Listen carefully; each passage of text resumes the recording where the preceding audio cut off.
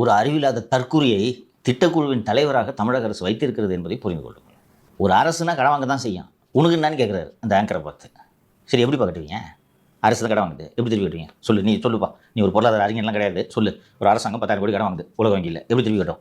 மின் கட்டணம் திருப்பி கட்டணுமா வேணாமா? கட்டணும் சார். கட்டணும். ஏன்னா ஒரு தனிநபர் எப்படியோ அப்படித்தான் அரசு.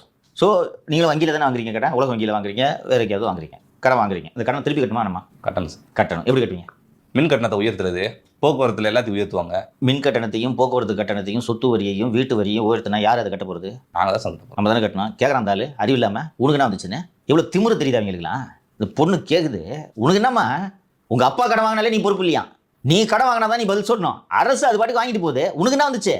எவனாவது பேசுவான் அப்படி? இது ஒரு பாயிண்ட் இருந்தாலும் ஒரு டிவி டிபேட்டில் டிவி சேனலில் வந்து பேட்டி கொடுக்குறாருன்னா எவ்வளோ திமிரு பிடிச்சவங்களாம் அவங்க இருப்பாங்க, எந்த அளவுக்கு அறிவு குறைந்தவர்களாக இருப்பார்கள். இவரெல்லாம் பொருளாதார மேதை, புரியுதா? எங்க அப்பா கடன் வாங்கினா வீட்டை தானே கொலாட்டரலா கொடுத்து வாங்க போறாரு. வீட்டை கொலாட்டரலா கொடுத்து வாங்கிட்டு போறோமா? உங்க அப்பா செத்து போனா கூட கடைக்காரன் வீட்டு வாசல் வந்து நிப்பானா நிக்க மாட்டானாமா? சரி உங்க அப்பா தான் கடன் வாங்கியிருக்காரு, அவர் இறந்துட்டாருமா, நீ சந்தோஷமா போயிடுவாங்களப்பா.